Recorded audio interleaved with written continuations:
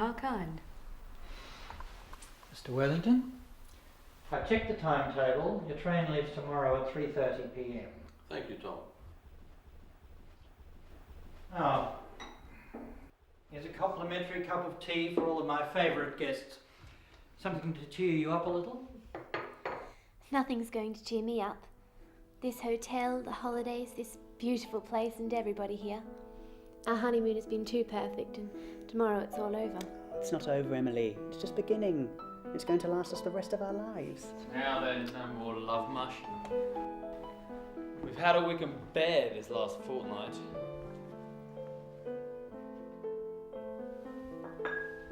So, who will entertain us on our last night?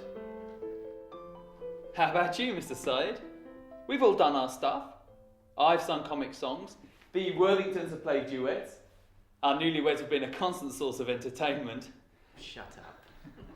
And even our genial host, honest Tom Burton, brought a rabbit out of a hat. But what have you done, sir? Nothing. Well, now is your last chance. It would certainly not interest me bringing a rabbit out of a hat, but I should be more interested in the process of putting it back. Well, once you've got the rabbit, that's easy. Not the way I should do it. I should put it back so completely that you would never have had it at all. I don't quite think I follow you. It might prove best not to try. Well, even if you succeed, it may not be worth the trouble. Then let me see whether you find it worth the trouble. You see, everything has a reverse aspect, Mr. Percy. Positive has a reverse of negative. Good, evil, light, darkness, creation, decreation. Decreation? What do you mean by decreation? You're not suggesting you could decreate the rabbit? I could decreate you. This is where I think we should stop. Perhaps after all we had better change the subject. Oh no, you can't get out of it like that. Get out of it? I should not be the one who get out of it. I say, have you got to speak in riddles? I don't really believe any of us know what the deuce you're talking about. How about explaining in words of one syllable? He can't. Not in words of one syllable, but to explain to you what I'm talking about, it's actually quite simple. If you insist pursuing the subject and refuse my warning to leave it alone. Now he's trying to frighten us. Allow me to explain. As humans, we engage in the process of making something, creating something, producing something, which appears to have no previous existence.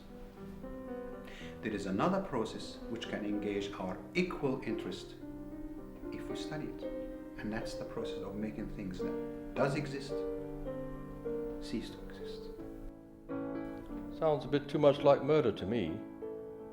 You might call it a murder of a type, but not in the sense you imply.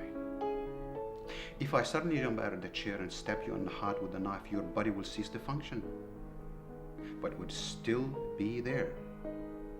On the other hand, by decreating you, I should eliminate your body as well as your life.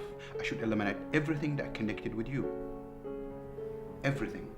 Not only connected with you, but with all what you've ever done.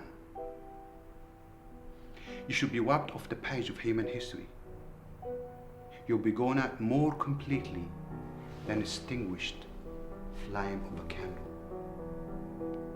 For not even the memory of you would remain.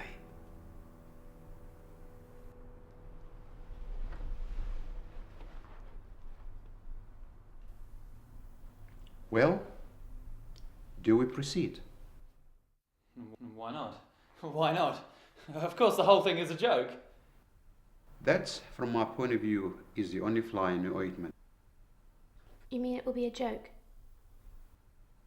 Those who would remain will think it is a joke, and I shall not attempt to disilluge them. How can I disilluge with no material for me to prove my point? What do you mean? Simple. If, say, I eliminate you, and no one remembers anything about you, how can I prove that you've gone? How can I prove you ever existed? Well, what do you think of that, chaps? We're asked to believe in black magic, and when we demand an example, we're refused because, mark you, the example wouldn't prove it. Excuse a spot of hilarity, won't you? By all means, only you have missed one rather important point. And what is that? I have not refused to give you an example. I'm ready on this. Unlike you, Edward, I haven't yet packed my trunks. I'll be in our room. No, sweetheart, let's see it through.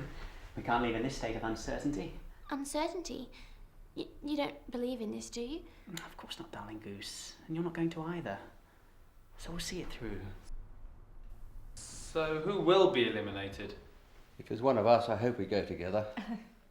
I don't know. One would think you'd know. I start the process. Once it's done, it's out of my hands. The choice is not mine.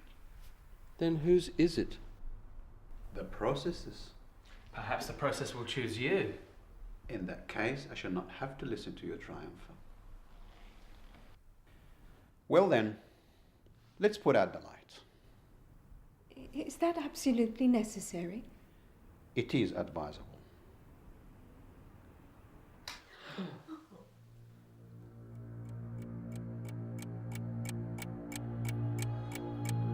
Now in this darkness, one of us will slip out forever. Remain silent, remain still. Only make the movement I shall shortly tell you of. If you can.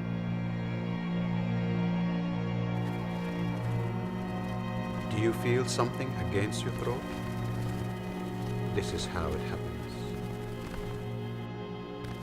Something soft and fluttering, as though very large and extremely soft moth were beating its wings against your thorax in a feeble effort to fly.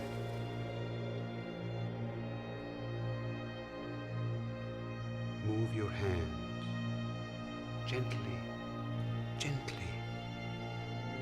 Can you? If you can, you are not the chosen one. A further span of this overprized existence remain yours. You will continue your pleasures and your pains, your joy and your suffering, your lovings and loathing. But if you cannot, if you try to move your hands and there is no movement, if you endeavor to cry and there is no voice, if you endeavor to think and there is no thought, only the fluttering becoming more rapid, more intense, more suffocating.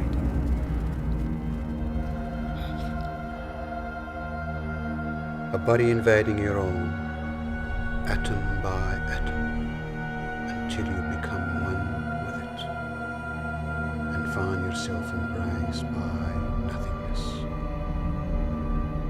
A sponge sucking at your being, a small mist, large mist, limitless mist, sweeping you away into the fog of eternity. Where are you? Where are you? Who are you? Who were you?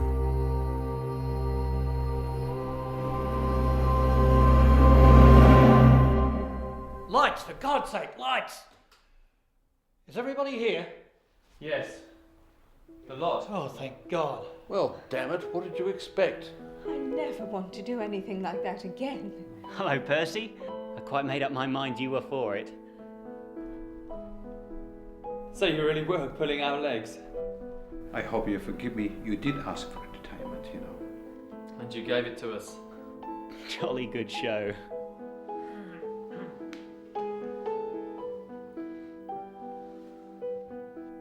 Oh well, the holidays are over for me and this performance drained me of energy. You'll have to excuse me, ladies and gentlemen, I'm off to bed.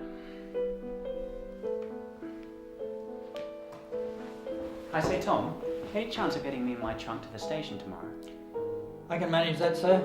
I'm driving Mr. and Mrs. Worthington over for the 3:30. There's room in the car for one more. Splendid.